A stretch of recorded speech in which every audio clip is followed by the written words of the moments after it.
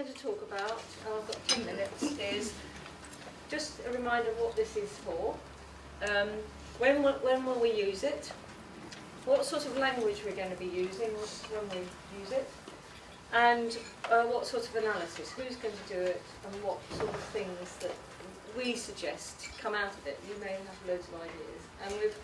And so I'm not going to give you an actual demonstration of a presentation today. We talked yesterday with the site managers that will develop one of those that people can use if they want to, but you may decide to do something different. So what is it for?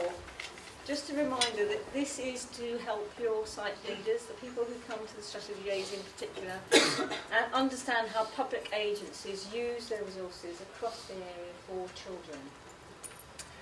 And in combination with the information that you get from the Wellbeing Survey, you will start to ask the question, does this investment match the needs that we now know we have got?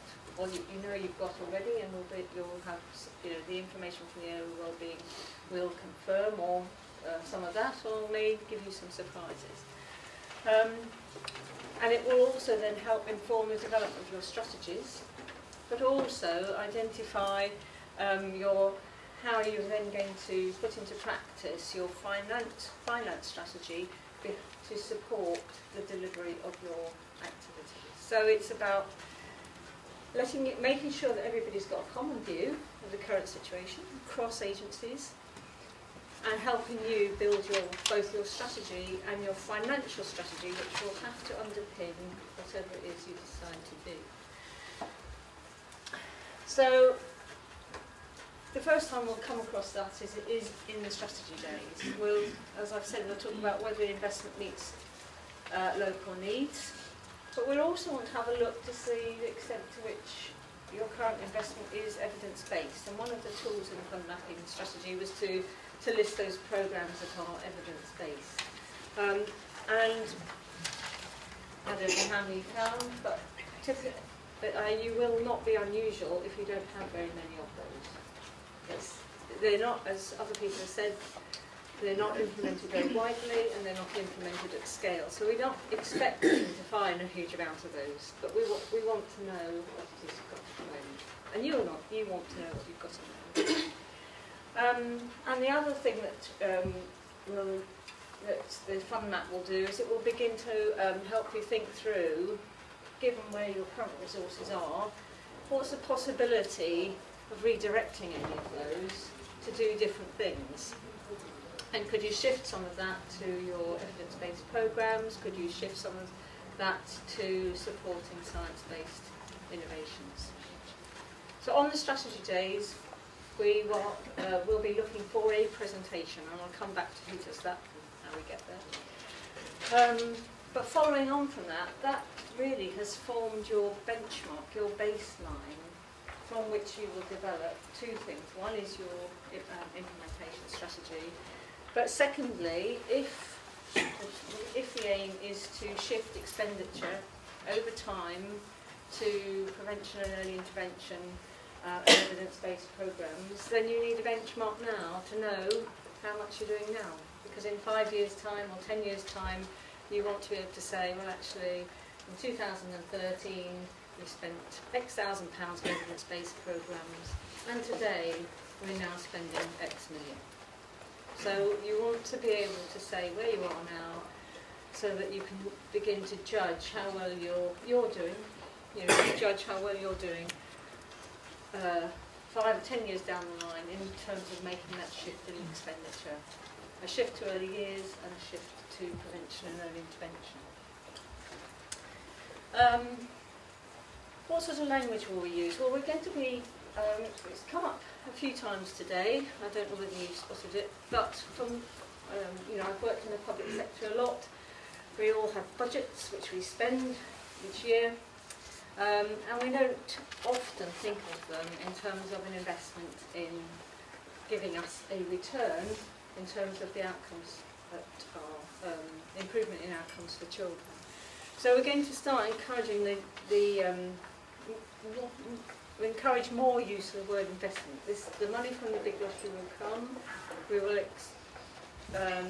that is there for you to use however you like in whatever sort of profile, but at the end of the day, in order for you to lever in more money, in order to continue to support the sorts of activities you want to see in place, there will need to be a return, and that return will be in terms of improvement in outcomes, but it may be also in terms of decreases in expenditure elsewhere. And you'll need to think about that up front.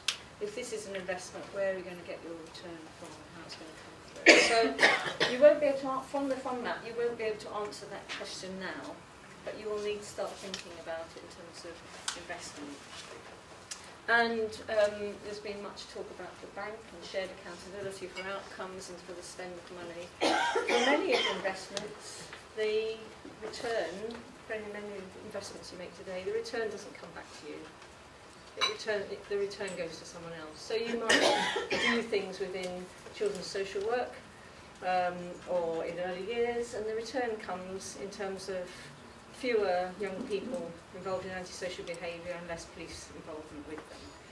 The return, you've put the investment in, another agency is getting the return. Now there is a huge interdependency of investment and returns within the field of children's services. And so one of the things that going forward, and one of the reasons for bringing joint accountability together, is because that it quite often hinders investment and the interdependency and the lack of return to any one agency for some of the investments they make. So these are the sorts of things that we'll start to explore when we talk about the strategy.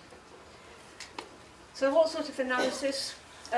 Well, we want the site coordinated with your finance people, and I know there are some here today, which is great, to take the lead on thinking through what they would like to present to their partnership, to their leadership, about what they now know, about what you now know, about your children, what you spend on them, how much that costs per child, what sort of staff you've got, how many of those, where are they. But what I would say to you is when whatever presentation is made on the strategy days, you need to be confident that you need to have confidence in it. You need to know that you think it's the best you can do under the circumstances, and you need to know, if asked, where the figures have come from, what assumptions you've made in getting there, so that it's your set of data. You just need to be comfortable that that's your benchmark of where you are today. And the site managers will work with you to develop a presentation. They will provide some challenge, I think. I've seen two sort of draft fund maps already, and which have been great. Really clearly set out, fantastic set of data. But out pops something that you think, I'm not quite sure that's right. Is that really early intervention, or is it treatment? Can the unit cost of that really be lower than the unit cost of that? So use your site managers as people who've been outside the process of collecting the data to help you make sure you get it right. So this isn't about being punitive, this is about helping you make sure you get it right and that you can be confident in it. I think the other thing I would say is to stay at a high level. This isn't about getting into huge detail. I recognise that you've had to collect a whole load of information in order to get your bottom line figure. So if you now know that you spend £200 million on children, I know that that's been built up from a lot of detail, but it's the big picture that we now need to get a grip of in terms of going forward. And we've now got some additional guidance on the website on this, and it sets out 5 questions that we think it's important that we have a look at, and it sets out the sort of data you might use to answer some of these questions. So how much is invested in children and young people? What proportion is on early intervention and prevention? To what extent is it supporting evidence-based programmes? How much do some of these things cost per child? And what are the opportunities that seem to you to be emerging about whether you might do something different? I've just come back to the unit cost per child because I know that that's not going to be easy across all services. So I know, for example, that you'll probably fairly easily have the unit costs of a looked after child in in-house foster care. But you may not have the unit cost per child of health visiting. What you may have is the unit cost of the health visitor visit, or you may have the cost of an inpatient stay. So I think the thing is to use whatever you've got in the best way you can, but you may find that particularly when you're looking at the unit costs of things, that you may not be able to get consistent presentation. So please don't worry too much about that. It's important that we pull out of the information that we've got on what we spend, what we can at this stage.